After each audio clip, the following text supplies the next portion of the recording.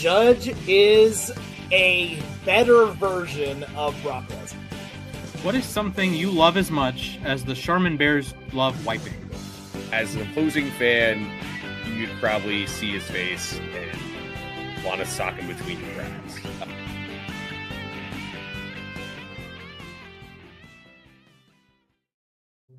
Boys and girls, ladies and gentlemen, welcome into Losses Above Replacement, LAR_baseball, the greatest podcast to grace your ears. I am Splash, joined today only by Alex because Mac is on a side quest. Good job, Mac. And shout out in the chat, we got XYZ Ballin. Let's go. Yeah, I don't know what you're let's going to, but yeah, let's go. Let's go for the podcast. No, but guys, hyped to hear us talk. Yeah, Woo! podcast. Podcasting time. Yeah, we're going to start with a non-baseball topic, actually. Alex, your Seahawks are the champions of the Superb Owl. Mm-hmm. All right, now pretty good. Was that pretty good? As your Ravines did not make it near as far as I thought, but you know what? It'd be like that. You know, sometimes it'd be like that. As much as Lamar Jackson Smith and Jigba would like to say, but well, at least you didn't mispronounce it like Drewski did. No, this is also very, very true. But no, I went to the parade yesterday. That was an amazing time. That was so much fun. But yeah, no, I'm so glad the Seahawks won. It's fun. I really just now am ready for baseball. No, like I'm all baseball. I got this hat yesterday. So you're the one that was always showing off hats. I'm gonna show this one off. Got this at the store yesterday. Okay, nice. 24-hour with the Swingman logo on it. We love it. All right, cooked. All right, we cooked, and now we're gonna cook with some rankings, I guess. Left fielders, cooking, boys. Yeah, left fielders, a strange list. We have our lists, Mac's list. It's all covered up. We got my list, Alex's list, all covered up.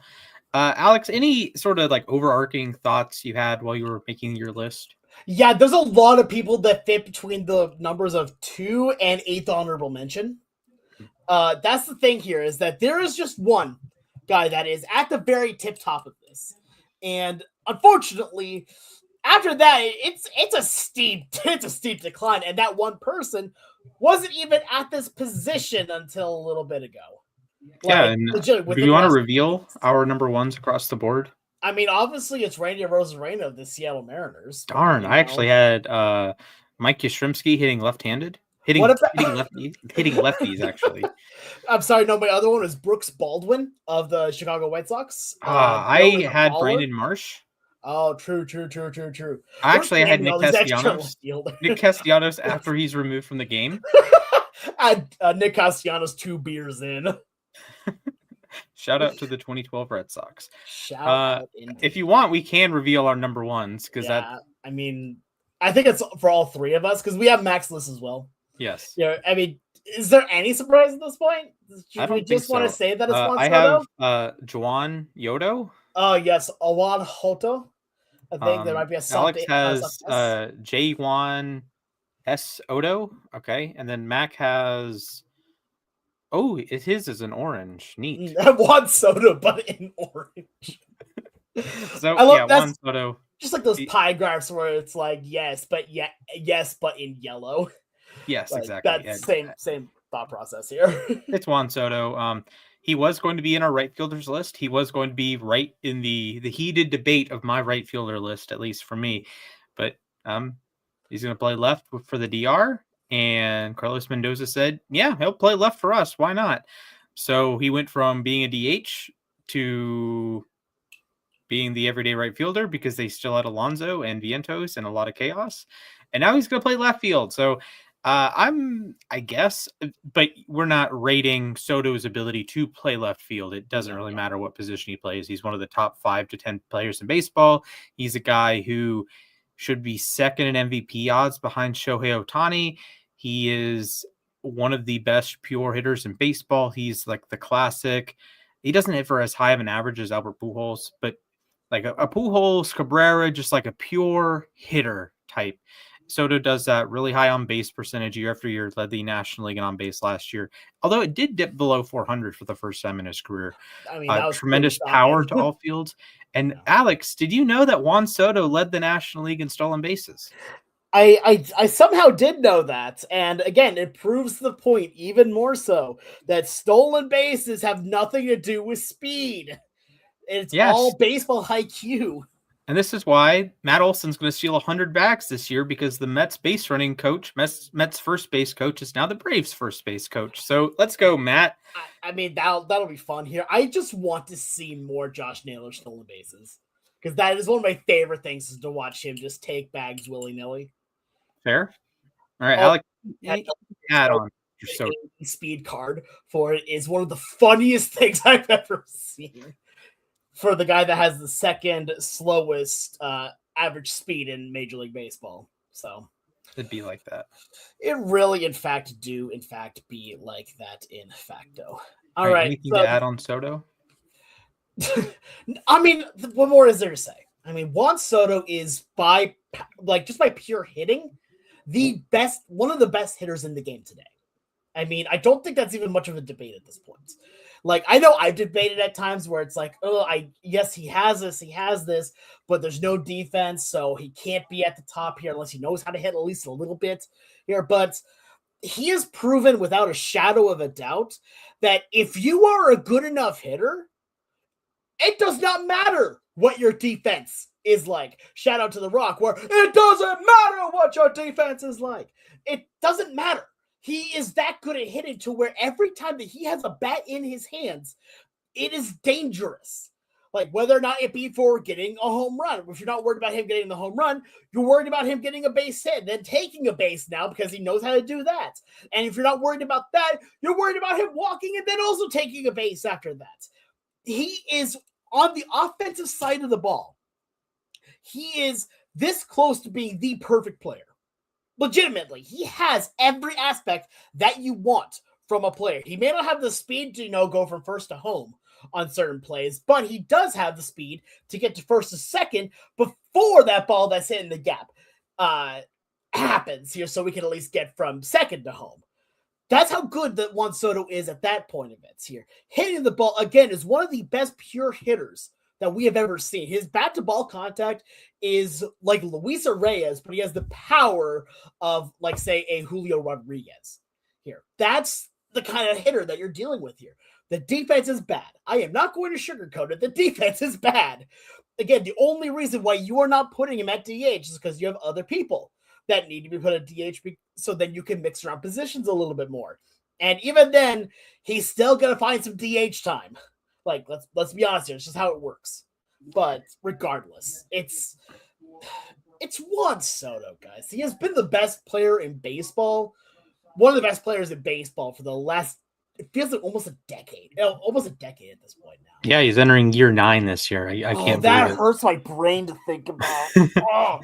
I still remember back to frickin' 2019 here when he was with the Nationals taking on the Astros in the World Series, and Joe Buck could not stop talking about that he is one of the youngest players ever to play in a World Series, to do all these things in a World Series, and he couldn't even drink a beer yet, but yes, he's here getting home runs in the World Series. I'm like, yes, we get it. He's young.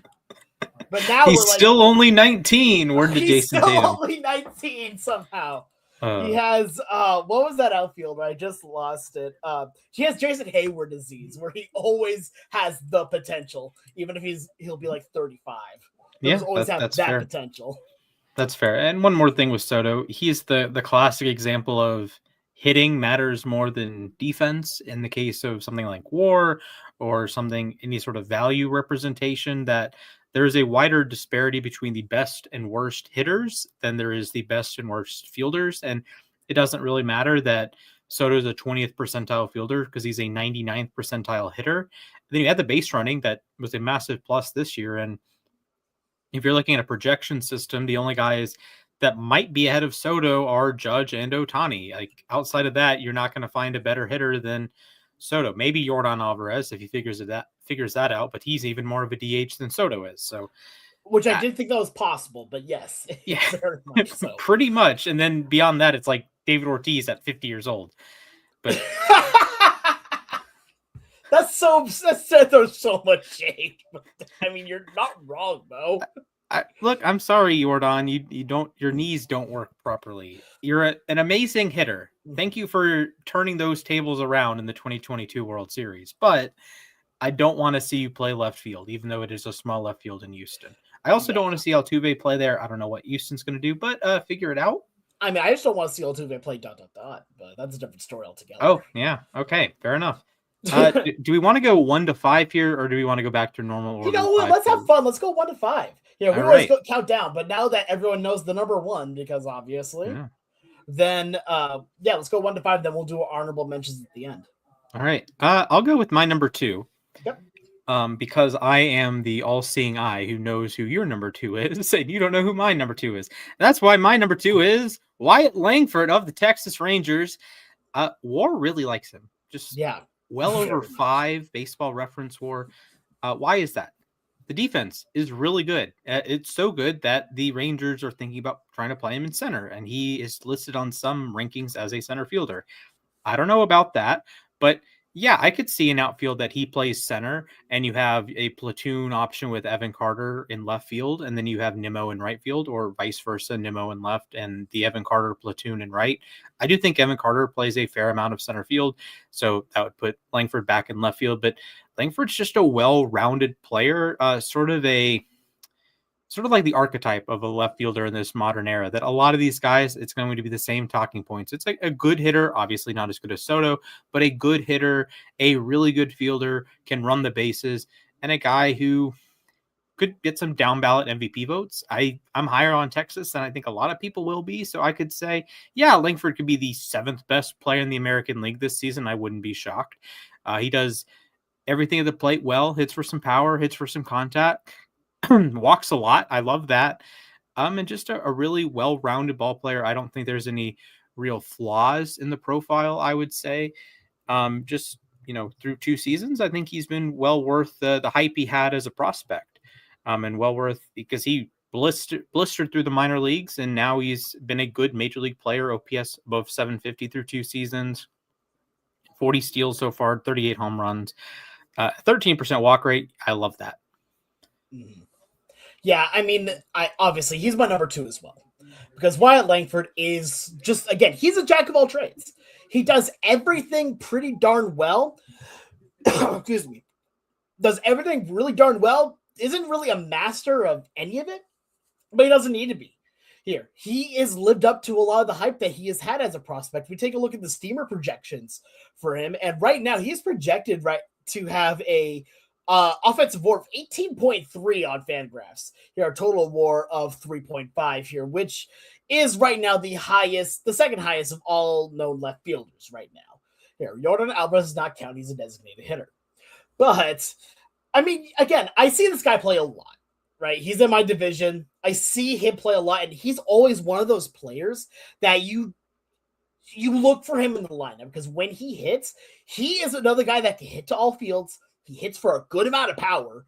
And even if he does put it in the gap, he's got the speed to make a single into a double, turn a double into a triple, and he will make you pay on that front.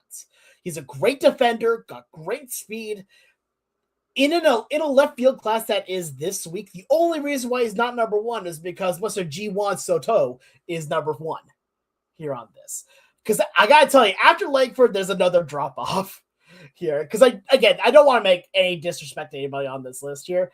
Very much it has been Soto, Langford, a lot of others. I said earlier the 2 through honorable mention number 8 are pretty same. I need to apologize because that did not take into account Wyatt Langford for a moment there.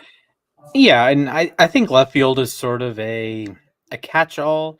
It's the worst of the outfield spots, generally speaking. Like, our right fielder list in a couple weeks is star-studded. Before Soto moved over, we were leaving off.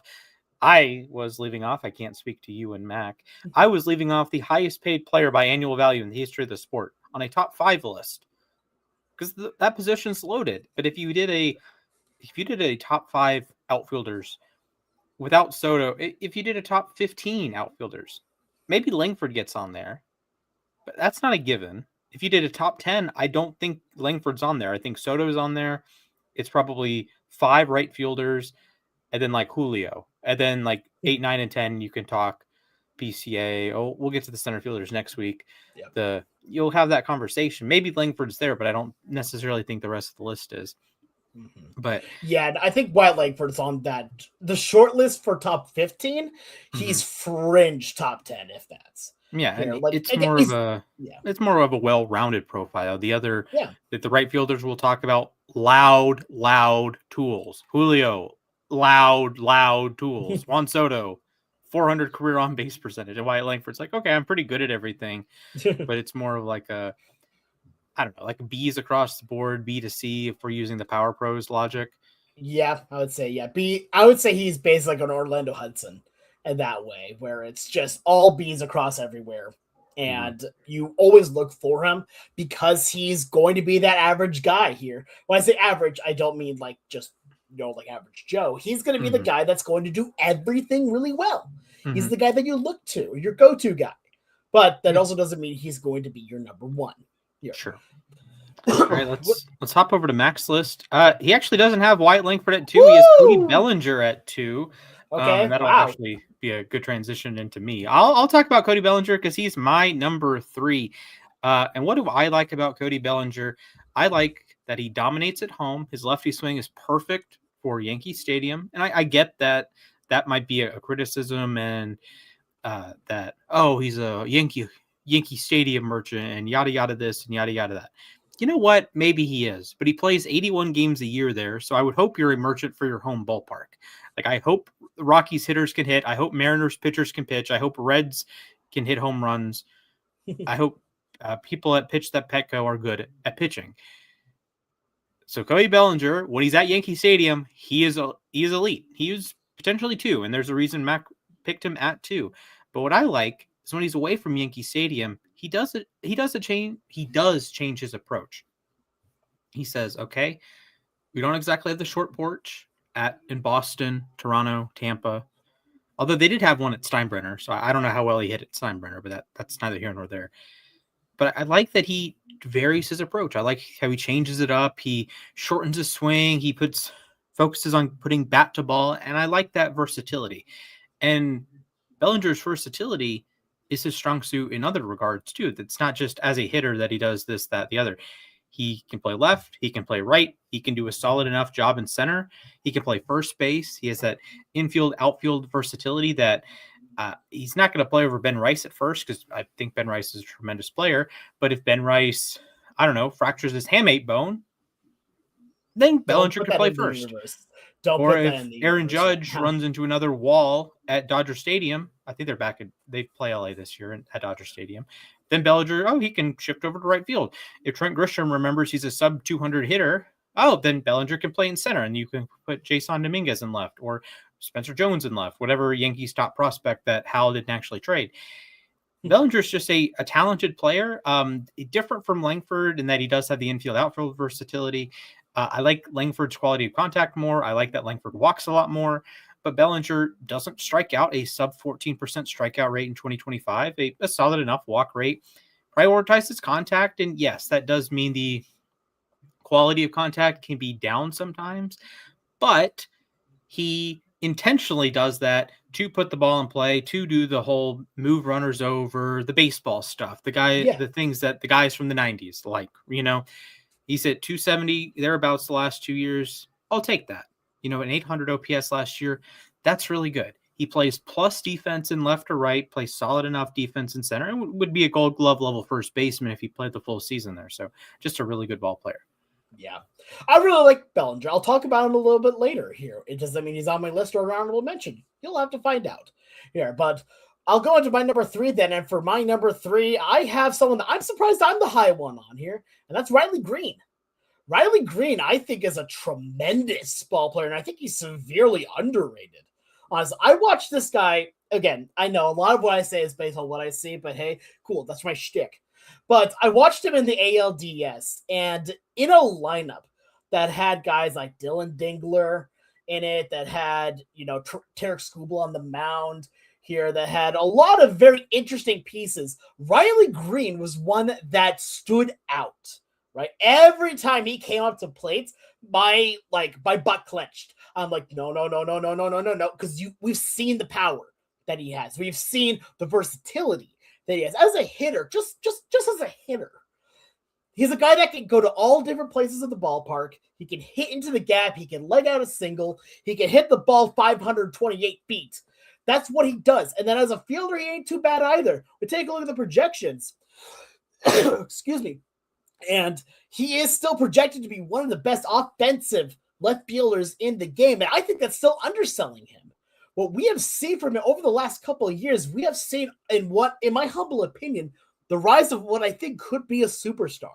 And if you give him more at-bats here and you give him more consistent at-bats, putting him at like the number 2 or 3 position, I think you're only going to see that stock grow because as I've seen him play, he just gets better and better and better. In a Detroit lineup that really lacks that fear factor. You know, again, they used to have the fear factor. They used to have it with guys like Miguel Cabrera, you know, guys like, you know, I just lost his name here. Prince Fielder? Yeah, Prince Fielder. Thank you. Yeah, Prince Fielder. There was another one. I want to say, Victor Martinez. There we go. Yes, MVP finalist, Victor Martinez. Thank you. I was trying to think Carlos Santana. I'm like, wait a minute, that's not right. No, I love you, Santana, though. But in a lineup that lacks that, Riley Green is that fear factor. Because the Tigers already have the fear factor when it comes to pitching. Tarek Skubal does that enough. Even if you're not facing him, you're like, okay, we're 2 days away from Skubal. Oh, we're 1 day away from Skubal. Riley Green is there every day. And he is playing tremendous baseball and has gotten better from year to year to year. For that reason, he's my number 3. You know, that's entirely fair. And we can go into Mac's number 4 because it's, Mac's number 4 is Riley Green, but his number 3 is Stephen Kwan. Yeah. Okay. I'm gonna circle back to Kwan. Let's please, yeah, because that deserves some talking too. Yes. So Mac's number 4 is Riley Green, and my number 4 is Riley Green. Yeah. Green kind of, I don't know how to say this without being rude. He backslid in some important characteristics. He was an elite walker in 2024, not really in 2025. The quality of contact got a little bit worse, and I know he did hit 36 real-life home runs and one of the playoffs, but the quality of contact slid a little bit. The quality of the amount of contact, rather, slid a little bit. 12% whiff rate, 4th percent strikeout rate. These aren't great. And unlike, say, 2017 Judge or Kyle Schwarber, it wasn't elite contact. It was just like really good contact. And Green's defensive metrics took a bit of a step backwards. Baseball Savant still likes him as a plus range guy, but a below average arm. And I think Green has all the tools to be in that top 3 conversation. And there's a reason you put him at 3, and there's a reason he's on all of our lists. I hope to see, instead of a 258 average, more of like a 270 average or 280 average. The 36 home runs is great. He struck out 200 times, and I can be hit or miss with the strikeouts, no pun intended, but being the very worst at squaring up the baseball is bad. Being in the 4th percentile for strikeout percentage is bad. He mashes righties, which is good. That's his job. Really struggles against lefties, fair enough. But an 886 OPS against righties is great. Needs to walk a little bit more. A 323 on base percentage, I don't love that. And that's with the platoon advantage. It's one thing when he's, 290 on base against lefties. I guess that's fine. It's not good at all, but he can still play and be somewhat competent because, when a righty comes into the game as a reliever, he's going to mash them. That's great. He swings the bat really hard. He has all the tools, but I would like to see a combination of his 2024 walk rates and quality of contact, and then his 2025 36 home runs. He's a barrel king, 17% barrel rate. He hits the tar out of the ball, but he has to hit the ball to hit the tar out of the ball. Yeah. And that's one of the things that's really interesting when it comes to any player like this here is that that's one of the reasons why Juan Soto is as valuable as he is. He is someone that hits the ball hard, but also just hits the ball. You have guys, again, like Riley Green that have trouble hitting the ball, but when they do, they hit it hard. Then you have guys like Juan who hit the ball, but don't always hit it hard. here. Right. And just to speak to that, Juan Soto and Riley Green have comparable barrel rates. Yeah. 17% for Green, 18% for Soto. So over the course of a season, that's a couple extra barrels for Soto. Okay, whatever. Soto's sweet spot percentage or squared up percentage, 93rd percentile. When he hits the ball, it's making good quality contact. Green, 101st percentile. Chase rate. Soto never really swings outside of the zone. It's one of the lowest in baseball, 100th percentile chase rate. Green swings a lot out of the zone. Soto is not immune to whiffing. He's not immune to striking out. His are more average. They're in the middle, I'd say middle third. Green's at the bottom of the barrel in terms of doing that among elite players, I would say, are really good players. But the quality of contact and having the amount of contact, Soto in that regard is an outlier. It's the Judge, it's Ohtani at times, it's 2023 Ronald Acuna, right? It's crazy outlier when you hit over 300 with 40 home run power. And of course, Soto hasn't hit 300. I think part of that is being in Queens now. So that'll just suppress the old batting average a little bit. But that's the difference between Soto and Riley Green, that the tools are there, but Soto walks and consistently makes more contact. And, some of the bottom 10 percentile swings that Green takes, like Green will take himself out of at bats sometimes, swinging out pitches out of the strike zone. Soto doesn't swing at those. So instead of going down 0-2 after seeing 2 balls, Soto is going to be 2-0 most of the time, and if not 1-1. While Green's going to have a lot of 1-1s in bad spots and 0-2s in really bad spots. And then the pitcher can throw another ball out of the strike zone and Green has to protect. Strike 3. Yeah. And again, that's not even a knock so much on Green as it is more praise on Soto. Because Soto is one of the most disciplined hitters out there. And it shows why being disciplined is so important here. Mm-hmm. Because like you said here, being able to take account that could be 0-2 if you're just swinging at everything and have it be 2-0, you're now more likely to get that fastball right where you want it. Here, right. You're more likely to get a cookie just to make sure they get something over the plate here. Mm-hmm. Whereas for Riley Green, you're going to be at a 1-2 count, and they're going to be able to test, that backdoor slider. They're going to be able to test that curveball maybe that starts in the middle of the zone, then just dips right down. Mm-hmm. And again, this is not a knock on Green at all, mm-hmm. because when he hits the ball, it is gone. It is in the gap. It is for extra bases. Mm-hmm. That's, again, he is extremely good at that. Again, if you give him, he just gets a little bit more consistent at least getting bat on ball. This guy will be top 3 next week. Mm-hmm. And I don't think that'll even be a question. Yeah, and this is why something like Seager, the stat, is so valuable, that it's not about being patient just for the sake of being patient. You could argue Soto is too patient sometimes, that he looks at a lot of strikes in the zone, or Luis Arraez looks at a lot of strikes in the zone. But being selectively aggressive and swinging at pitches you can drive and do damage on, Soto is excellent at that. Absolutely. And he doesn't swing at pitches he can't do damage on. If it's strike 3 painted outside corner, you know what? Fine. Now you can protect that and make bad swing decisions. You can go in the opposite direction to Jose Ramirez, that he swings at everything, he makes contact with everything, and it's pretty good contact with everything. Or Luis Arraez, that he makes contact with absolutely everything, but it's pretty not great quality. We could probably talk about Arraez joining the Giants, but maybe another time.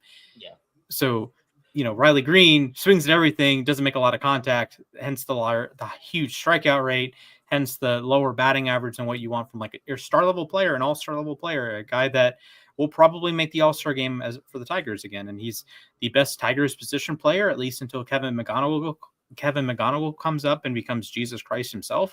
But, it happens. So I will do the due diligence for Mac. He had Stephen Kwan at number 3. And the case for Kwan is he's the best defensive left fielder. He is really consistent at putting bat to ball. He is the Luis Arraez in many regards in that way. I was about to make the comparison, yeah. Yeah. But to me, he's more like a Ichiro or Gwynn hitter than an Arraez hitter, that he does walk a little bit, and he's a great defender, like Ichiro, like Gwynn was for most of his career. Arraez, of course, not a great defender. But Kwan plus 12 fielding run value last season, average base runner, and was a little bit below average at the plate, had an OPS plus in the 90s. You don't love to see that, and a lot of that is the quality of contact because he still had an expected batting average of 273. That's very good. Sweet spots the ball, 93rd percentile, squares up the ball, 99th percentile, rarely whiffs, 100th percentile, rarely strikes out, 99th percentile. His walk rate was down a little bit from where you like to have it. Because for a while, his first 3 seasons, he had been a top third of the league walks guy, 67th percentile, 65th percentile, 70th percentile. This year was more average. He's never been a barrel guy. He's never been a hit the ball particularly hard guy. But there's value to Kwon, and I think in this 3 to 8 range that you talk about, he's in that group of he does actually have a standout tool. He has an A grade as a fielder. And when he's more of like maybe a B contact, D power, D speed at this point, having that A as your carrying tool is nice. And yes, it's in left field, not center field or shortstop or catcher. So there's maybe a little bit of diminished value there. But comparing him to other left fielders, he has that thing that can put him over the top. And I think he's a perfectly fine guy to have in his top 5. Absolutely, yeah. No, I really like Stephen Kwon. And I promise the next statement I'm going to say is a compliment here. He is basically Wish.com Ichiro. He does a lot of the same things that Ichiro does, maybe just not at that extreme elite level, but he still does them all very, very, very well. Here, I'll spoiler alert. I don't have Kwon in my top 5. He's one of my honorable mentions. Yeah, me neither. Yeah, but he is still an incredible ball player. I'll talk about him when we get to the honorable mentions. But all right, but if I get to my number 4, sure. All right, my number 4 from the Milwaukee Brewers, it is Jackson Chourio. I went back and forth on where to put Chourio here because legitimately, when you watch him play, he has the potential to be the best player in baseball. Like, that's not a joke either. He's got the speed. He's got the bat. He's got the glove. He really does have everything. In fact, you take a look at the Steamer projections on him. They have him as the second best left fielder going into this year. Like, that's not a joke either. They have him, like, the only one that's ahead of him right now is Soto. It's like him and Wyatt Langford are, like, right next to each other as well. But the one problem I have with Chourio, because, again, when he is on, he is absolutely on. The problem is he's not always on.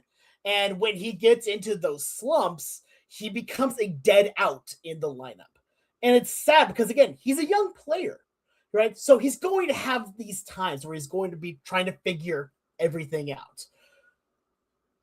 With that being said, he is still he has every tool you want. He checks every single box if you're a pundit, if you're a scout. There's a reason why he was one of the top prospects for a while. The one thing I also want to kind of bring up here, looking at some of the projections for him, is a really, really low walk rates. The guy does not walk very often, especially for a guy that has pretty solid speed. You would think he would need to be walking just a little bit more here. And it's not the same kind of thing as Riley Green, where Riley Green is the power guy that's going to launch 1 billion home runs. But again, he's also going to strike out 220 times. Chourio doesn't have that kind of power. He still has good power, don't get me wrong, but he does not have, like the David Ortiz power. He has probably closer to like if I had to make a comparison right now, let's say closer to like a Kyle Tucker style of power here. It is maybe not the exact same, but off the top of the head, close enough. He is a solid baseball player in every regard. The problem is he is streaky and he does not walk. When he walks, it is a miracle. Legitimate. You take a look here at the stats for last year. Of all the qualified left fielders here, he's in the bottom 3. The bottom 3. The only one that I can see just immediately looking here that is lower than him is Chandler Simpson. And again, another guy that swings at everything here. So, again, if you're Chourio, it's just about working through the bad spots, drawing a few more walks. But again, remember, he's a young ball player. Give him some time. Yeah, remember, he only came up, 2 years ago, I think? Yeah, this is year 3. Yeah, this is year 3. So at this point now, he's still, I'm not going to say he's still finding his footing, But he had a playoff appearance last year, was solid, basically all of last year, except for, again, a few big skids.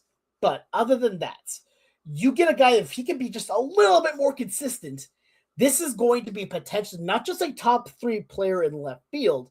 This is going to be potentially a top 5 player in the National League. He has that ability. It's just about putting it all together. So when Churio was coming up, a lot of the comps were Ronald Acuna.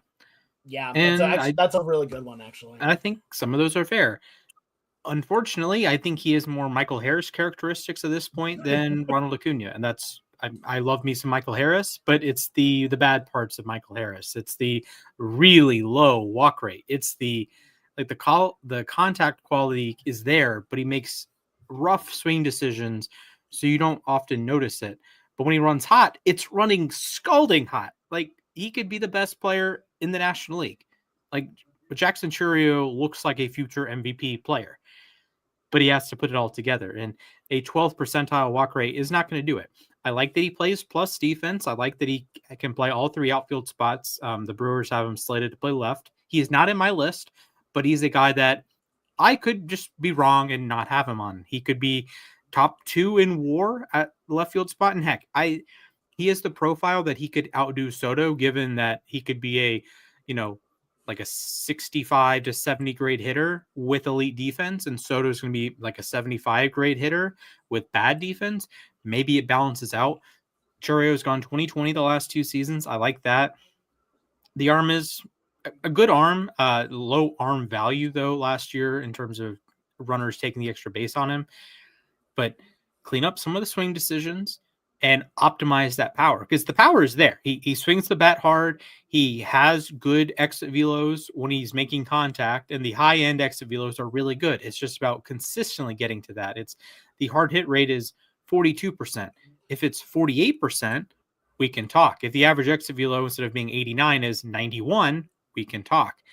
Average X slug, maybe that's 75th percentile next year. That is an exciting player. That is one of the best players in our sport. And he's 21 still. That's He's crazy. Still. So yeah, not in my top 5. I will probably regret that. I want to say one more thing when it comes to him here. And this, again, I know we've been talking a lot about Juan Soto. Mm-hmm. But hear me out on this here again. We talked about, again, the patience of Juan Soto. Imagine if Jackson Churio has that patience, right? Where he is getting, instead of these 1-2 counts, he's now in 2-1 counts. Mm-hmm. Here, he is, instead of being down 0-2, he's now 2-0. Then he's getting those fastballs that he likes to hit a lot more regularly. Again, that's one of the reasons why I know we talk about him a lot. Soto is that good, and the patience is the reason for it. A guy that has elite bat to ball, yes, but he is so good at working a count here that he demolishes pitchers without swinging the bat. Mm-hmm. Yeah, and you look at Churio actually kind of struggled against fastballs last year, but I think the larger point you make is fair, that when you have to come in the zone and you're in those advantage counts, that'll balance out. So in 2024, he was good against fastballs, good against sinkers, good against cutters. He was fine. Last year, more of a struggle against fastballs and sinkers, dominated sliders. It really dominated sliders. But yes, your point stands that when you're in advantage counts, that means the onus is on the pitcher to put the ball in the strike zone, because that 2-0, you don't want that to be 3-0, right? You want that to be 2-1. And that's the thing, right? Because one of the other things that I love to preach as well is if you have, like, let's say you get like a 0-0 fastball right down the middle, yes, swing at it, obviously. Mm-hmm. But the more pitches you take, the more, like, the earlier that pitcher is going to come out of the game. Like, and then you're getting into the bullpen. And then over the course of a 3-game series, you're now wearing down that bullpen.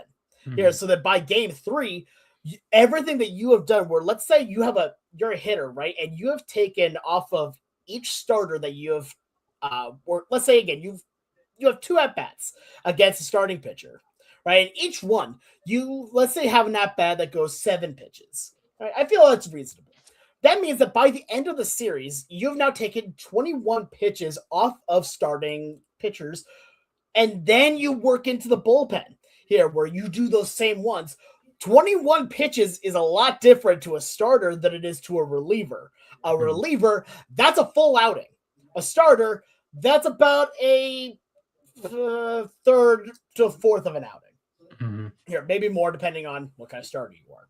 Sure. But again, that's what makes players like Soto that have that patience even better, because when you get them to throw balls, when you are in those advantage counts, this is going to sound really obvious here, but I feel like it works the point well. You can't strike out on a 2-1 count. That's kind of the main thing we're working with here. When you are taking pitches, when you are working these counts, you're not striking out near as much because you're not having to swing at the slider that may or may not clip the zone on the outside. Yeah, and you can take you're not necessarily in defend the plate mode, right? So what makes Cody Bellinger special these last couple of years is that he's excellent in defend the plate mode. But what makes Soto special and what makes like Corey Seager special is when they are in advantage counts, they get their ace swing off. And this is like you swing harder, you're swinging with more intent, and you're swinging with the intention to do damage. This is even like late career Tony Gwynn, when he was more of like a doubles hitter than a singles hitter, that you are trying to do damage on pitches you can do damage with. And a whiff there, okay, whatever, you get to swing again, just like a foul ball on a 3-2 count. You get to swing again. And that's the value. And Chourio, I think, in large part, needs to get into these advantage counts more and take advantage of incredible tools. So when he's in a 2-1 count, that's when you can swing like crazy, because we know he can swing like crazy. We know he's going to hit 20 to 25 home runs, if not more. He is 30-30 potential, 40-40 potential, but he has to put himself in the situation to do so. And having an 8% walk rate or a 10% walk rate means you're on first base more. You can steal more. The Brewers are a tremendous base running team. You can go first to third. You can go second to home. All these little nuancy Brewers-y thingies. Chourio can do that, but he has to be on first base to do that. And when he's on first base and you have the higher walk rate, that's going to put him in a position to do even more damage at the plate when he's in 2-1 counts or 3-1 counts or 1-0 counts, as opposed to 0-1 and 1-2 and 0-2.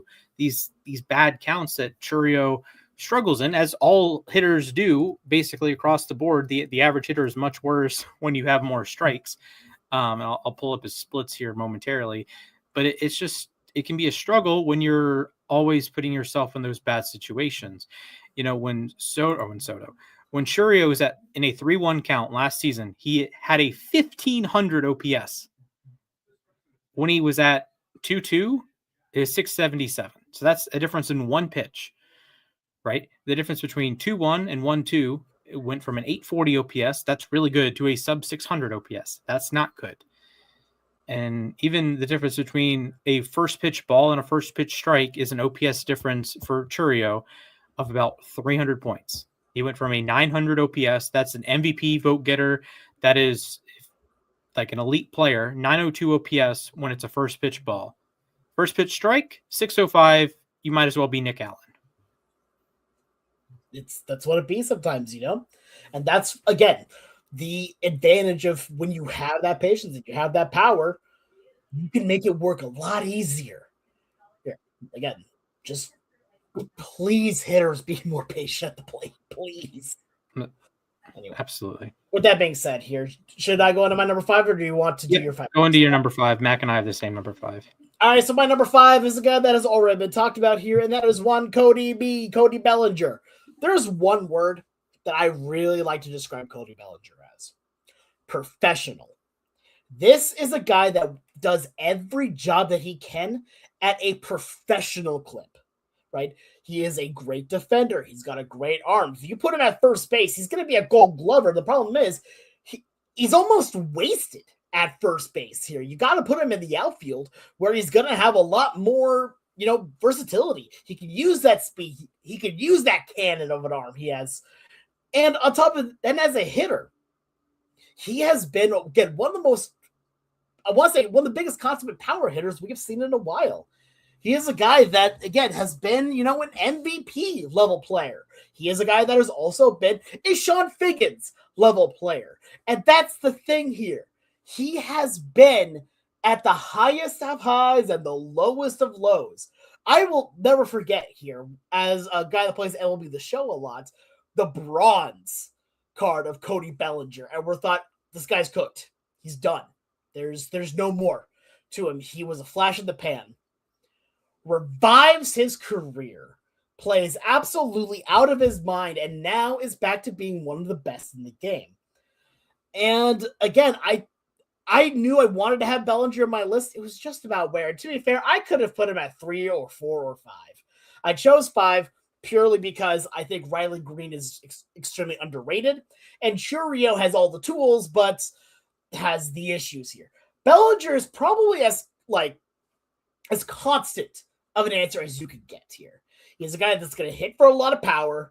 He's a guy that especially is going to take advantage here of the New York porch. But again, he is a guy that has been around for a while, has been at those highs, has been at those lows, and knows how to be a pro about it. Even if he does look like he has been smoking every day since he was 12. That's neither here or there. He is that good of a ball player. And anyone who's even talked with him, you talk to teammates about Cody Bellinger, and everyone is saying the same thing. He comes and does his business, which good. That's what you wanted in a teammate. Someone who's going to put the team first and who is going to win.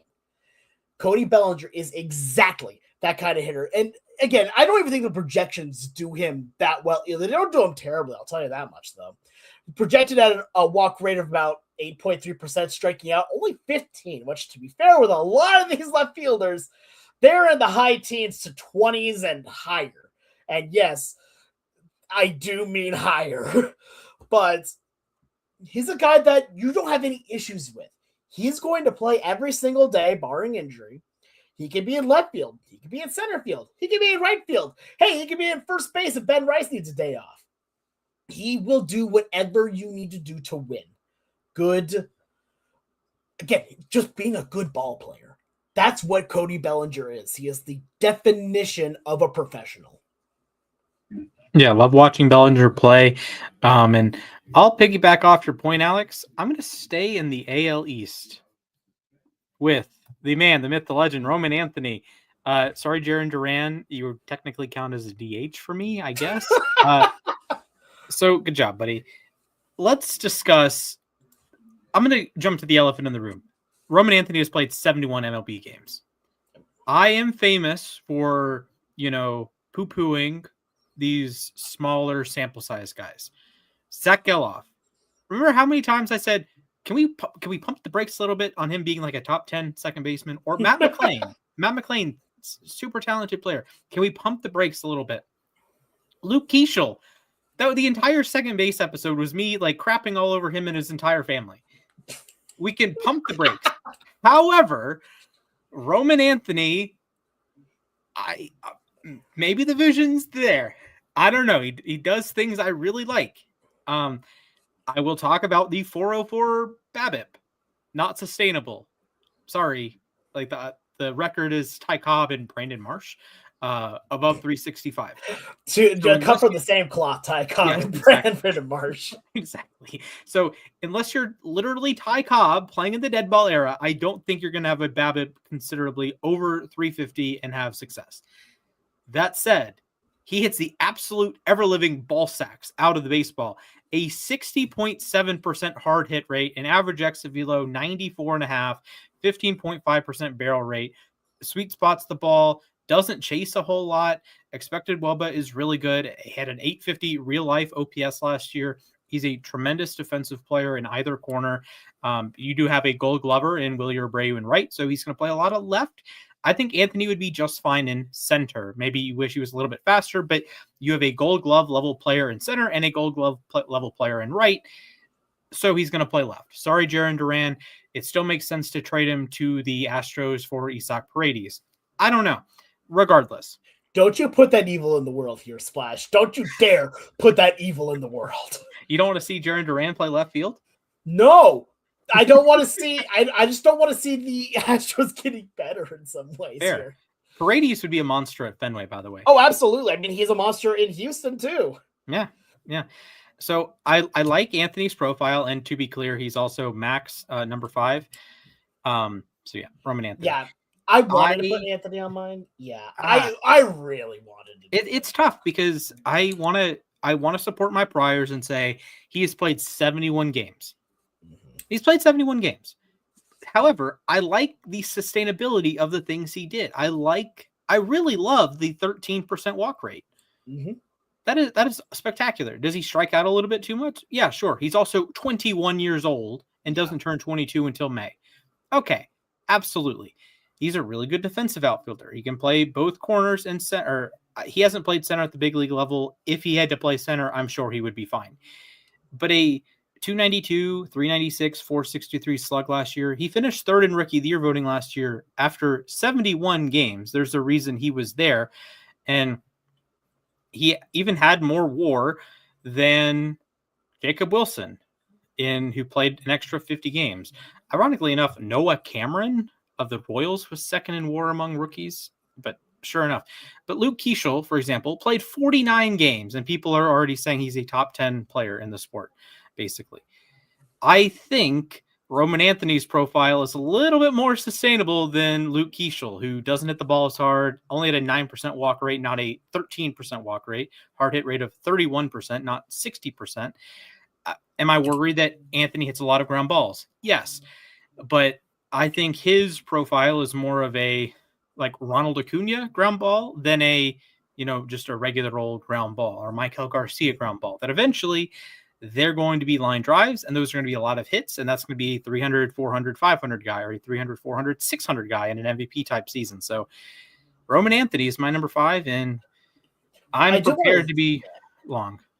I want to say a couple things here on Roman Anthony. Again, it was hard leaving him off my list. Like, again, he is my number 6. Like, legitimately, he's my number 6 on this list. Again, it was the sample size for me, but I want to bring up one more point to add on to piggyback on.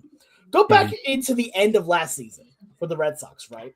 He was one of the main reasons for their big drive for the postseason. He was absolutely on a tear here with them, and he became essentially the de facto leader for a while. And when he got hurt, when he could not play, what happened to the Red Sox? They fell apart again here. And now can we imagine a full season of Roman Anthony here? I think it is very realistic that after a full season of Anthony, he is not an honorable mention for me and number 5 on your guys' list. There's a very real chance he's number 2. He has we've seen over that 71 game sample size, which yes, is small, is not enough. You give him the time, you figure it out. I think if he is anything like he was at the end of last season, he is going to be an absolute nuisance to the entire American League East.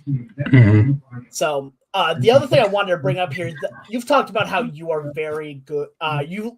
You're either very bad on players or it's like for having a smaller sample size. But there's a few that you have been very high on. Roman Anthony is one. The other one that I'm going to bring up here for you to making you look good here was Tarek Skubal 2 years before he won his my glorious. And then he tore his I think he blew out his arm that year. Yeah.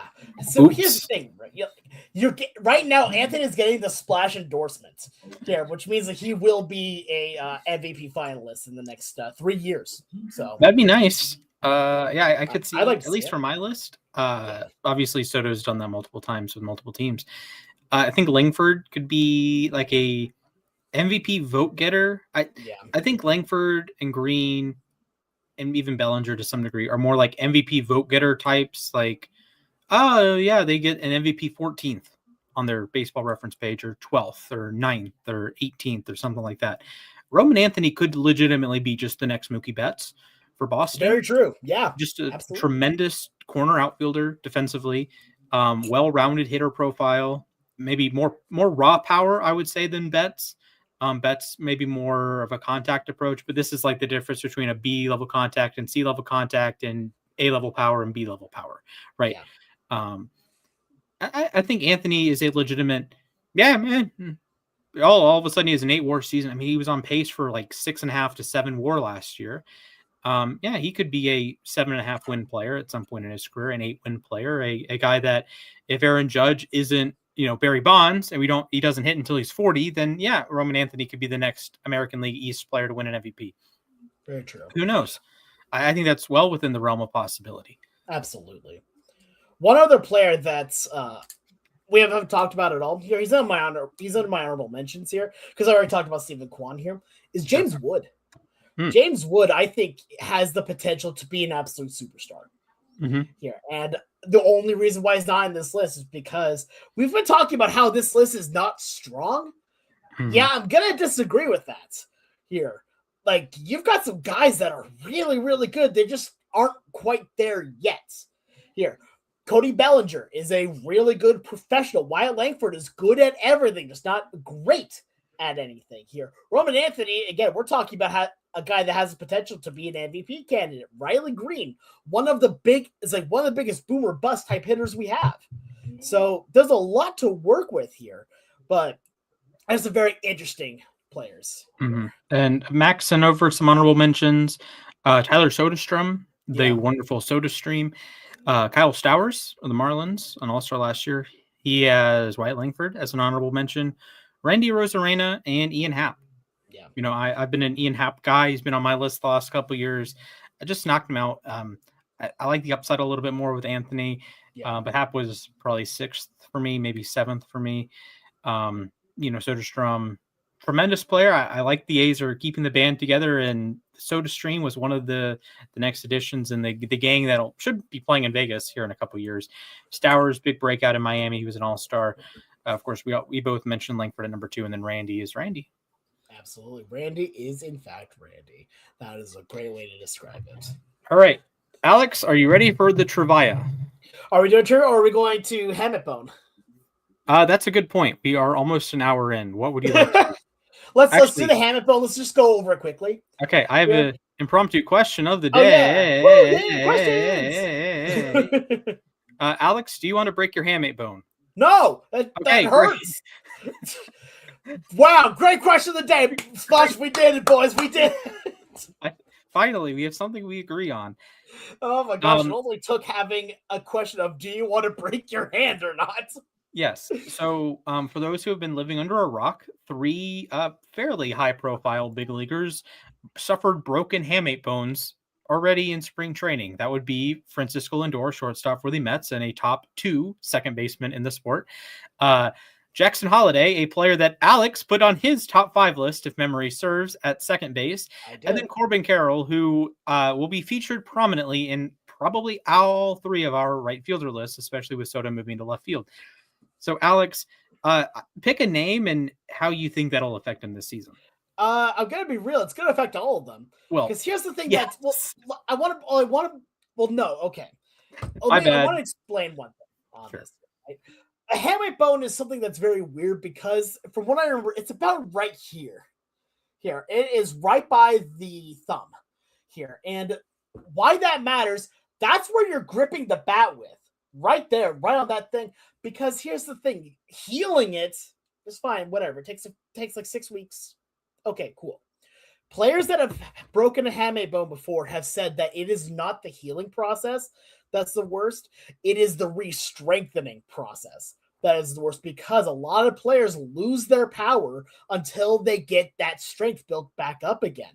Here, and when you have players like Francisco Lindor, who makes his name off of being a pretty darn good hitter, when you have guys like Corbin Carroll, who is, again, while being very speedy, is also a big hitter, and something Jackson Holliday, who is trying to prove him and try to prove me right on being a top 5 at his position here. Losing the power, which is a big part of his game, hurts, and usually it takes months for that to really come back here. I think the biggest one to keep an eye on, though, for this is Holliday, because again, for Lindor, great. He still has great defense. here is still a leader on the team here, and even without like the major power, can still put the ball in the gap, still going to get doubles out of it. Corbin Carroll, again, just needs to get the ball into the outfield, and he has a single, potentially a double, right?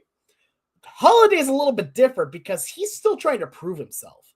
He is still trying to figure out where he stands amongst what I'd like to call basically the big rookies from, even if they're still a few years in now, I understand, but the big players from the Orioles here right alongside guys like Adley Rutschman, Gunnar Henderson here and all that. He's still trying to find that proving point, and having an injury like that can really screw you up, especially in the first half of the season, because most of these guys won't be, let's just say, at 100% until the All-Star break, for what it sounds like, which, again, for those uninitiated, that's half the season. In fact, over half the season? True, yeah, that's over half the season. Yeah, about 90 games, depending on what team you're on. And this is, I think, particularly bad for Holiday, because you could look at Holiday's profile and project an average player fully healthy. Last year, he was a 95 OPS plus guy. Let's assume some third-year growth, and he's a 105 with full health. Well, if he's a average hitter, perfectly healthy, what is a 5% reduction in power do, or 10% reduction in power? And it's not just the power. Like you said, it's affecting his ability to grip the bat. And the power isn't necessarily like the difference between hitting a ball 500 feet and 480 feet. The difference could be, a 90 mile per hour exit velo that's a hit, and an 85 mile per hour exit velo that's in a glove, right? Or a, hard ground ball through the infield that gets by the diving, Trevor Story, but the next ground ball is 80 miles per hour and Story gets to it without having to dive. So that I think will be a big storyline. And absolutely, I think Lindor and Carroll, I don't know what this does, how it affects their defense. Lindor is one of the greatest defensive shortstops of all time. Does he make a couple extra errors because he's not 100% sure in his hands? Does he have to DH a couple days or take a couple days off if the hand's not feeling right? I don't know. We primarily talked about this as a hitter, but he's a tremendous fielder, and Carroll is a tremendous fielder. Although some of that is the range, not necessarily the arm. But regardless, I think Carroll and Lindor have more wiggle room in that they are like a 130 projection OPS plus, like a 130 OPS plus guy. So they can take a 5% dip in power, 10% dip in power, and still be a competent hitter and still be great base runners. Lindor has stolen 30 bases multiple times. Carroll has stolen 50 bases in a season. They're both, Carroll in particular is tremendous at going first, third, second home, that sort of sticky Brewersy stuff, 2023 Diamondbacksy stuff. So there is room for error for them, I would say. And I think they might be integrated back into their lineups earlier in the season. But with Holiday, that's just a brutal break, no pun intended, that if he's a below average player, you can't trot him out because he's not a particularly good defensive second baseman. And it's not like he brings a high contact or high on base or other tremendous skills to the plate. He's supposed to hit. And if this takes his ability to hit away, that's a tough sell. Maybe it's a stint in Norfolk. Maybe it's just a longer IL stint because the Blue Jays aren't for a lack of depth here, that they have you got to fit in Basayo, you got to fit in Westberg. Obviously you have Gunnar, you just traded for Taylor Ward, you have Adley, you have this Colton Cowser, you have a slew of guys that all need some playing time. So maybe Jackson Holiday being injured is not the worst case scenario for the Orioles, even if it is, pretty lame that one of the most talented prospects we've seen the last few years is hurt and is going to miss a chunk of the season, be not at full strength for the rest of the season. But another guy like Ozzy Albies broke his hamate bone at the end of last season. So I'm hoping his power, it's been a long enough time off, maybe his power is sapped in April, and the Braves are looking for maybe maybe Jorge Mateo plays some second base. They're both switch hitters, so I don't know where the platoon advantage lies there, but maybe there's some Jorge Mateo minutes, for lack of a better word, at second base, or maybe Mauricio Dubon plays second, Mateo plays short, or maybe there's some mixing and matching. Maybe Eli White plays on the dirt a little bit. I don't know. So it's a pretty just annoying, these injuries. And I'll talk about Spencer Schwellenbach. He's on the 60 IL. I want to hit my head against a baseball bat really, really hard. No, I'm with you on that. Injuries suck. Like, there's really no better way to say it. Injuries suck. Because at that point, you don't even feel good. Like, even if you're a rival team, right? You don't feel good about someone getting injured because now you feel at this that, okay, now they're always going to have an excuse for why they didn't win. It's because this guy was hurt. No, you just want to win. That's all that matters, just winning at the end of the day. And I never pray for injury. Like, anyone who does, no disrespect, but get out of here. Right. Legitimately, these are also human beings. Right. And I feel for all three of these guys. Here, Corbin Carroll, I will always feel a little bit more for just because he's a Seattle guy here. But, you know, I love Carroll. He is such a fun player to watch. Random little side story here. One of my favorite baseball memories here was the All-Star game in Seattle. And Corbin Carroll came out for the Diamondbacks here. Tom Hutler, the Mariners PA, said, "Welcome home, Corbin Carroll." And I'm like, okay, that's 10 out of 10. 10 out of 10. Art right there. Yeah. And at least for me, Ha-Seong Kim injures breaks his hand, slipping on ice in Korea. He's one of my favorite players, even before he was a Brave. And then Spencer Schwellenbach is probably my favorite Braves pitcher ever. Like, he does everything well. He could be legitimately a top 5 guy. Like, this is going to be sacrilegious, so hold on to your seats. Very Zach Wheeler-y to me. And he's injured again. It just sucks. Yeah. Because like even Strider, and Strider is everyone's favorite pitcher, at least when he was Spencer Strider. He was everyone's favorite pitcher, you know, throwing 99, wearing 99, all that shtick. Spencer Schwellenbach is even more, I would argue, more talented than Strider. And he's going to miss at least 2 months of the season. It's just like so frustrating that you can't even get a full run. You can't even get one swing through the rotation. You know, last year, the Braves at one point, all the members of their opening day rotation were on the 60-day IL. It is not even opening day yet. The random hitters have not gone to spring training yet. And the Braves are already at 20% of their starting rotation is on the 60-day IL. I am frustrated. But that means it's time for trivia. It is now officially time for trivia. And also, please get better, Spencer Schwellenbach. Splash needs you for his mental health. Yes, I do. We are going to do a riff on an old segment. Alex, you're familiar with who he played for? Absolutely. Or who he has played for?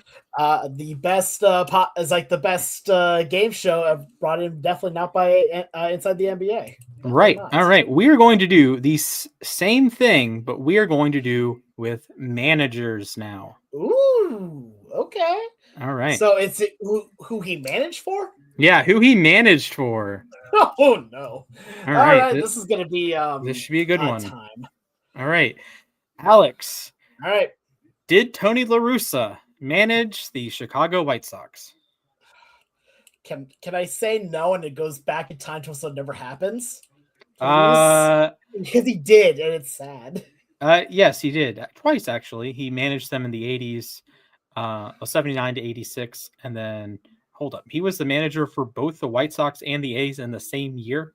Okay, that's talent crazy. Right there. That is absolute talent. Okay, but yes, he did, and he had a career winning record with the White Sox, which is impressive given that they are the White Sox. So congratulations, a 1-0 start. I'm going to go to another Hall of Famer. Did Sparky Anderson manage the Cleveland Indians at the time? Yes. I'd be incorrect. He only managed the Reds, the other Ohio team, and I'm gonna be honest, I don't know who that was. Darn. Okay. Rest in peace, Sparky Anderson. My dad is going to come for your throat there, Alex. Okay, that's fine. My throat's been hurting me for a while. I could use a new one. All right, fair. We're going to go with an active manager, Walt Weiss, active Braves manager. Has he managed the Oakland Athletics? No, he is not. That is correct. He did play for the A's, though. Okay. Was Rookie of the Year for the A's back in 1988. All right, Alex. All right.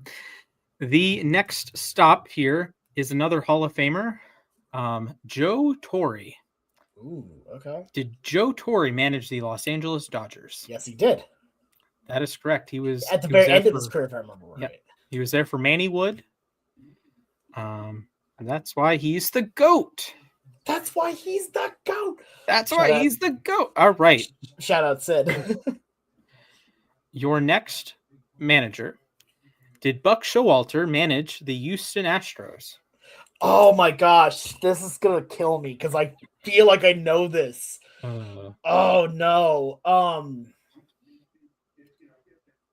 Yes, he did.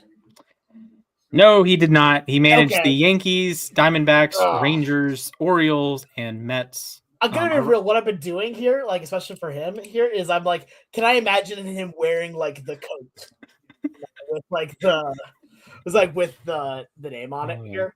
I will always though only remember Buck Showalter for his time with the Orioles because Fair. for me that's prime Buck Showalter.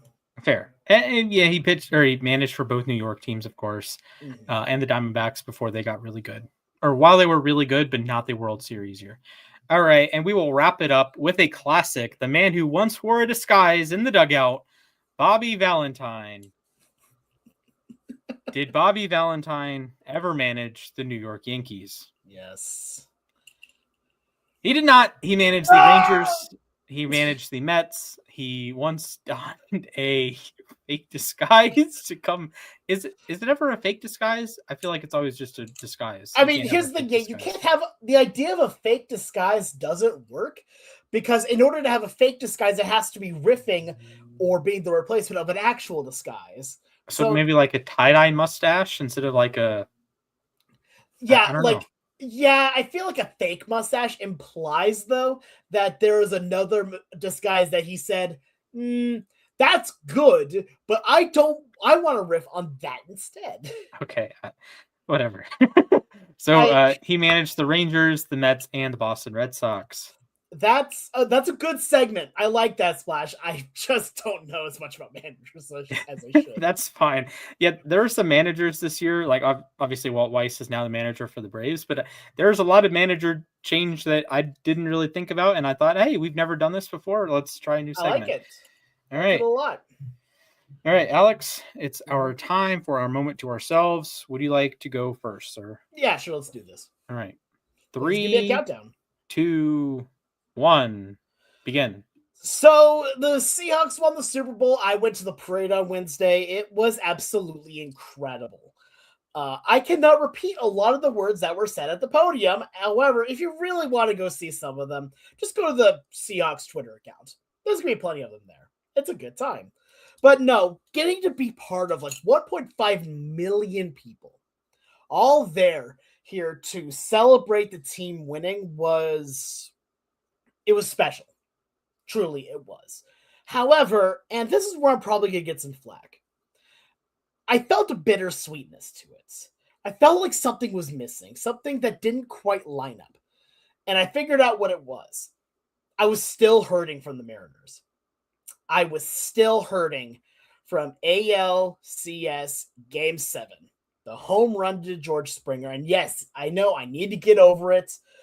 But the fact that Seattle was 3 innings away from making its very first ever World Series. And here I am here now celebrating the now second time within my lifetime Super Bowl champion Seahawks. It just felt weird. It felt like this was not the parade it should have been. This should have been, the Mariners going out, Josh Naylor here throwing out, candy to people. Julio Rodriguez, now the Apple sponsorship guy here, throwing out apples to people. Like, I just felt this longing. And I think that the Mariners needed to be here. I've now celebrated the Seahawks twice, and I don't regret that at all. I'm very happy for the Seahawks. I am a Seahawks fan. But it really I could not get that kind of sinking feeling out of my heart while I was in the stadium for all that, while I was walking around to watch a bit of the parade. That was all I could feel. And it sucked. Seattle Mariners, look at me here. The year of our Lord, 2026. is the last year of Rick Riz. Win it for Riz. Yeah, I think that's fair. And obviously my sports teams are in the same city, but I can speak to the sentiment that you get weird championships.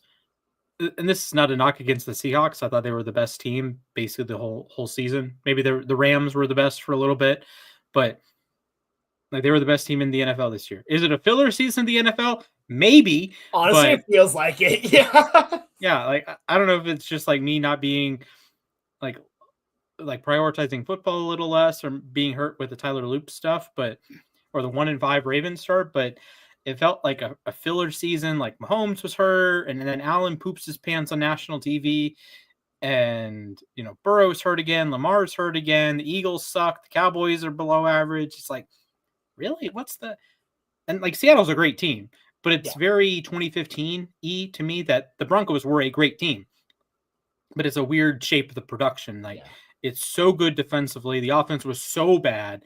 And then Seattle was like an all-time great special teams, a great defense, a really good offense that just did not turn the ball over in the playoffs, which shout out to them. First team ever to do that. That's incredible. Our first Super Bowl champion to ever do that. But especially considering that, one Mr. Sam Darnold has been known as a turnover machine a lot of times. So there was no Benedict Darnold. Good for them. But yeah, I can definitely speak to the idea of the wrong team winning the title, that the 2021 Braves would probably get slapped by the 2020 Braves, the 2022 Braves, the 2023 Braves. The 2016 Cavs probably get slapped by the 2017 Cavs. The 2012 Ravens team in my lifetime are a below average Ravens team. They were the ones that won the Super Bowl. Like you could say if they were like, I don't want to say neutral site because they would all play their home games at M&T Bank Stadium. But if they played a Super Bowl against all 20 Ravens teams I've seen, like the average like Lamar healthy Ravens team, because Lamar's never missed more than half the season, but the average Lamar healthy Ravens team, the average Flacco healthy Ravens team, I think they're underdogs at least 9 or 10 of the other 19 years. So I definitely understand that when the quote unquote wrong team wins for me, it's not even the fact it was the wrong football team. It was the wrong sport team. Well, no, I feel you there. Absolutely. Yeah, that's more what I felt like. Yeah. I'm just speaking from my own experience. Okay. Gotcha. Because my teams don't happen to be in the same city, but even like the 2021 Hawks and 2021 Braves, the 2021 Hawks are like the crazy story. They beat the Knicks. You had the whole F. Trey Young at the Garden. They beat the Knicks. They lose to Milwaukee. But then the Braves go on and win the win the championship there. Or I'm sure Cleveland fans, when the Cavs win in 2016, I wonder how many wish the Guardians had won instead of the Cavs.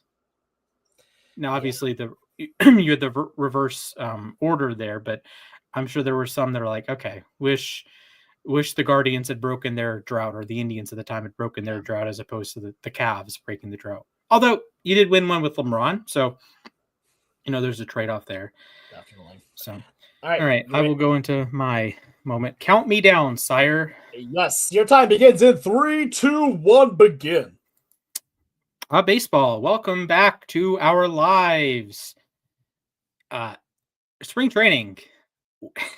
It's like you get a day of the guys showing up to camp. The first time you see the pitchers on the mound. Today I saw Chris Sale strike out Ronald a couple times. That's all well and good. And then the injury news start hitting. It's like, and like I said earlier, Spencer Schwellenbach is probably my favorite Braves pitcher ever. And it stinks that this is his second year of dealing with injuries, his second year in a row of going on the 60-day IL. And I'm sure they're related in some way, but it just stinks that, like, having a favorite pitcher stinks. And the odds of that player suffering a catastrophic injury, namely a UCL, getting Tommy John surgery, it's really high. And it just sucks that it's like that. If you have a favorite position player, unless you happen to be a fan of Ronald Acuna Jr., like a lot of Braves fans, you are not immune to the injuries, but you're pretty safe, right? If you were, a Juan Soto fan, Juan Soto hasn't missed significant time. The most significant time Soto has missed is when he got COVID back in 2020 and nearly didn't qualify for the batting title, right? Like Aaron Judge, okay, you're a big fan of Aaron Judge. He's missed a huge chunk of time twice, and one was a really fluky one at Dodger Stadium. What if you're a Mookie Betts fan or a Freddie Freeman fan? They haven't missed a lot of time. Like the most Freddie missed was when his child was sick. That's obviously not his fault. And Betts missed time with being sick last year when the season started. But if you're a fan of, a pitcher, Zach Wheeler just went through thoracic outlet. You're a fan of Skubal. He had a Tommy John. Spencer Strider, Tommy John. Garrett Cole just had Tommy John. Justin Verlander missed an entire season and most of the COVID season, had pitched one start over 2 seasons. Clayton Kershaw, I don't need to tell you the laundry list of injuries he's had. He ends up throwing like 130 innings or whatever, but it always feels like something is nagging him. And it just stinks when one of your favorite players is a pitcher and they have such a high likelihood of missing time. And that time is not a week here, a week there, right? Like Austin Riley, for example, has missed a couple months here, a couple weeks there, Michael Harris, one of my favorite players, missed a couple weeks here and there at back injuries. But when it's a pitcher, like it's 2 months at least, a lot of times. Like it's a month, 2 months in the entire season. Spencer Strider 2 years ago made 2 starts, wiped out the entire season and the start of the next season. That's like 16 months without watching Spencer Strider pitch. And we're going to go on almost a year of not being able to watch Spencer Schwellenbach pitch, a player who, before he got hurt, was becoming the superstar us in Braves country knew he could be. The ramping up the velocity, it's sort of the combination, everything I like of Greg Maddux, Spencer Strider, and Max Fried just combined into one that, like, he threw hard, maybe not quite as hard as Strider did, as consistently, but he could ramp it up and like, oh man, he could pump 99 in there. He had a huge pitch mix like Max Fried. Also, shout out to Max Fried, man. He was really good with the Yankees. I don't think he gets talked about enough. He's a top 10 pitcher in the sport. But Max Fried can go out there and maybe the curveball's on that day, maybe the sinker's on that day, maybe the fastball's on that day. He just boom, boom, boom, has all these options. He has all these like tentacles coming out at you. Bow, bow, bow.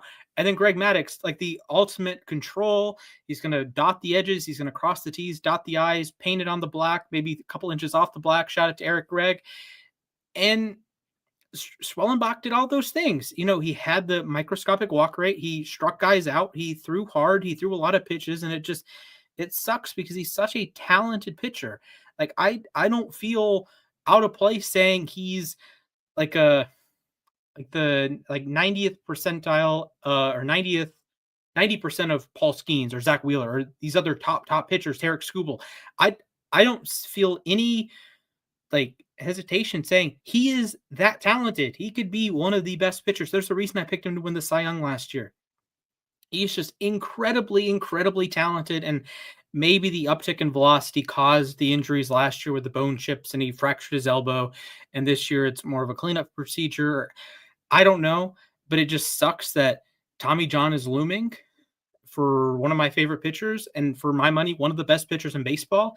And if you lined up tools to tools, I don't think there's many better. And that's just lame.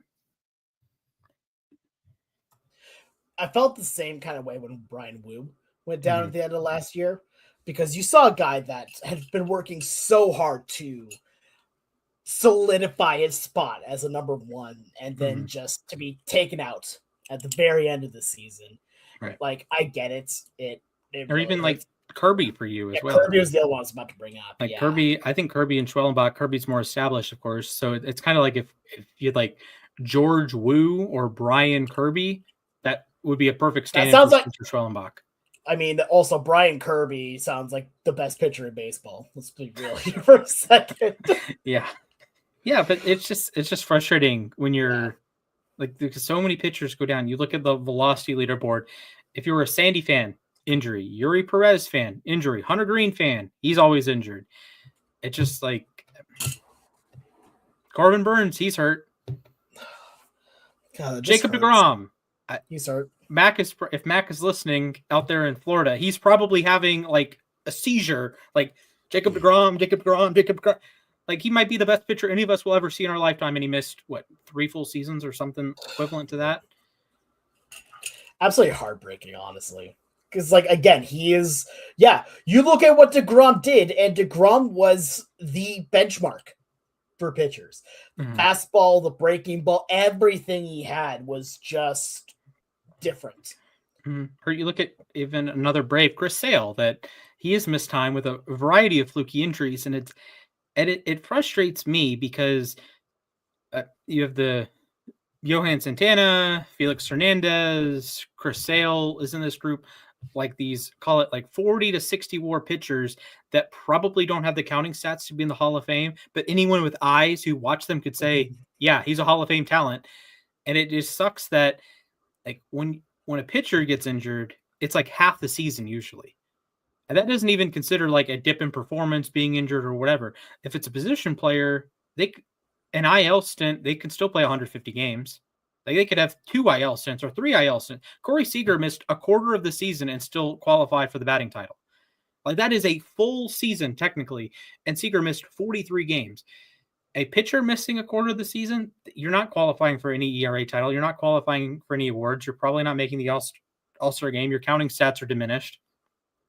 And when, it matters, 2,000 strikeouts or 200 wins or 250 strikeouts in a season, or these stats matter, it sucks when it's taken away from you. It sucks when you don't get, 180 innings out of your ace pitcher. It's like 100 innings or 90 innings or 72 innings or the heaven forbid, no stats.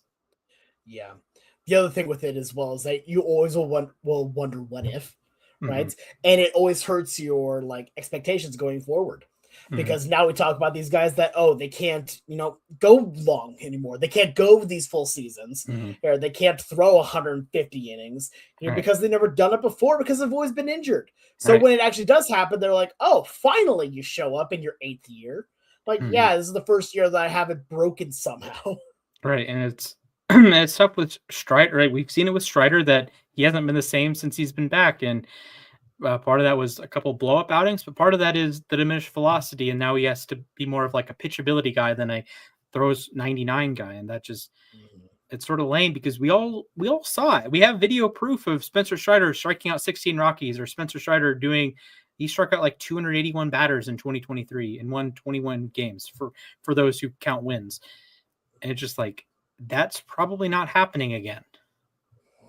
Or those or for me, the one that really hurts is with Ronaldo Lopez, that he came on like 1 day's rest to get 3 outs against the Mets, game 162. Absolute gangster. I came out on the podcast the next week. It's like, I don't care that we lost to San Diego. I don't care what happened. Ronaldo Lopez, build the statue. He made 2 appearances last year, 1 appearance last year. Now he's going to be in the bullpen this year. Just like, okay. All that for what? Yeah, exactly. All right. A little bit of a somber end to the podcast. Thank you all for watching. Shout out to XYZ Ballin. Shout out to Skylar in the chat. You're great. Much appreciated. You can follow us at Losses Above Replacement, wherever you get your podcast. You can follow us on Twitter and Instagram, LAR_baseball. You can follow me at Mr. Splashman19. You can follow Alex at the Sports Guy 242. You can follow Mac. He's not here, but he's here in our spirits at Matthias_A_K. And thank you all for watching Lost of Replacement. Baseball is back, baby! Spring training! Woo, woo, woo.